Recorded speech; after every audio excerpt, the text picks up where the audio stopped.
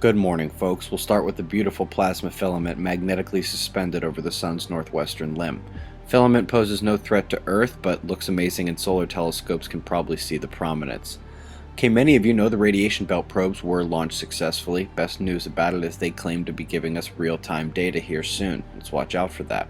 The Lunar Reconnaissance Orbiter finds yet more water on the moon, solid article here. And it's officially the wettest summer for England and Wales in over a century. That makes heat, cold, and rain records all broken the last year.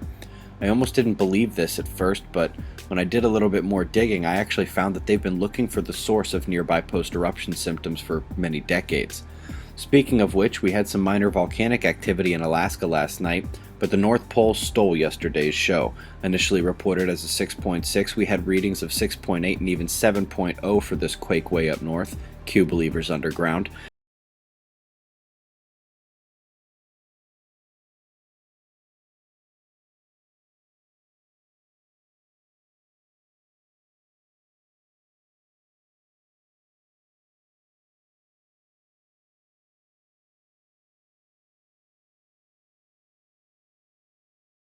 Farmers, but welcome nonetheless. Interesting here though, you remember the moisture flying out of the top right side of the storm that broke rain records in South Carolina? Apparently that trail goes all the way up to Iceland. That is a serious piece of weather.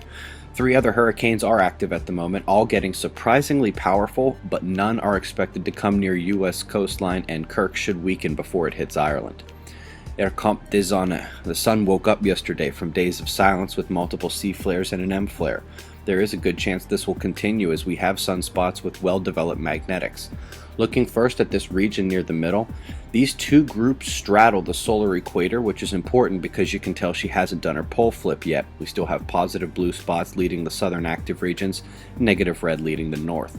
Up top, you cannot separate the polarities with a continuous line. They are too mixed. It's beta gamma at least, and it's already popping off. 2 days old and her first CME comes out just before she turns to face us directly. We also have some aged active regions on the southeast, highly morphed and magnetically jumbled. The umbra aren't huge, but they're big enough for at least the M flare from yesterday, so eyes here as well. I'll leave you with the sun and 193 angstroms for the last 24 hours. Watch that filament on the left side. Got a full moon today. Technically it was early this morning and has passed now, but it'll still look beautiful if you get a chance to see it. That's the news, folks. Be safe.